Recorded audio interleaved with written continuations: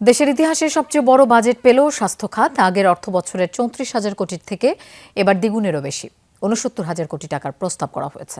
সর্বজনীন স্বাস্থ্যসেবা এবং প্রতিরোধমূলক ব্যবস্থা গড়ে তুলতে চায় নতুন সরকার। অগ্রাধিকার পাবে প্রাথমিক স্বাস্থ্যসেবা, মা ও শিশু স্বাস্থ্য এবং স্বাস্থ্য প্রযুক্তি শিল্পের বিকাশ।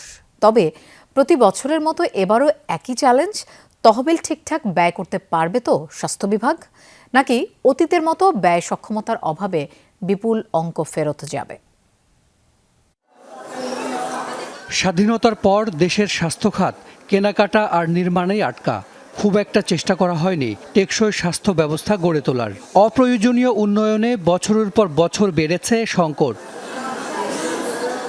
এরই মধ্যে নতুন সরকার ঘোষণা করেছে আরেকটি বাজেট, যেখানে প্রথমবার স্বাস্থ্য খাতে জিডিপির 1% বেশি বরাদ্দ দেওয়া হয়েছে। সবার জন্য সেবা নিশ্চিতে গুরুত্ব পেয়েছে সর্বজনীন স্বাস্থ্যসেবা। দেয়া হবে হেলথ কার্ড। ইউনিয়ন বা শহরের প্রতিটি ওয়ার্ডে থাকবে প্রাথমিক স্বাস্থ্যসেবা ইউনিট। প্রত্যেক উপজেলা স্বাস্থ্য কমপ্লেক্স হবে 101 শয্যার। জেলা সদর হাসপাতালেই মিলবে সব ধরনের চিকিৎসা সেবা। জনবল সংকট কাটাতে দ্রুত নেওয়া হবে 5,000 চিকিৎসক এবং 1 লাখ স্বাস্থ্যকর্মী। বিশেষ উদ্যোগ থাকবে রোগীর ব্যক্তিগত চিকিৎসা খরচ কমানোর।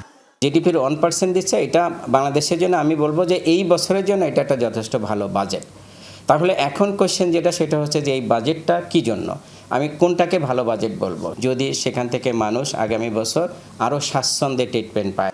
দেশের স্বাস্থ্য ব্যবস্থার পুরোটাই চিকিৎসা কেন্দ্রিক। রোগ প্রতিরোধে ছিল না তেমন কোনো উদ্যোগ। এবারের বাজেটে গুরুত্ব পেয়েছে বিষয়টি। আমাদের জীবন আচরণগুলোকে পরিবর্তন করতে হবে, আমাদের খাদ্যাভ্যাসকে পরিবর্তন করতে হবে, আমাদের কায়িক শ্রম বাড়াতে হবে। অর্থাৎ প্রিভেনশন এবং প্রমোশনের দিকে আমরা জোর দিচ্ছি। যদি আমরা রোগ প্রতিরোধের ব্যবস্থা না করি, তাহলে যত হাসপাতালই বানাই রুগী আসতেই থাকবে, রুগীও শেষ হবে না, সেবাও আমরা যথার্থভাবে দিতে পারবো।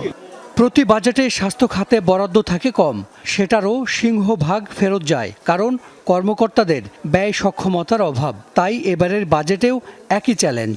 বাজেটের চেয়ে বড় সমস্যা বাজেট বাস্তবায়ন, বাজেটের কাজগুলো করা সঠিক সময়ে।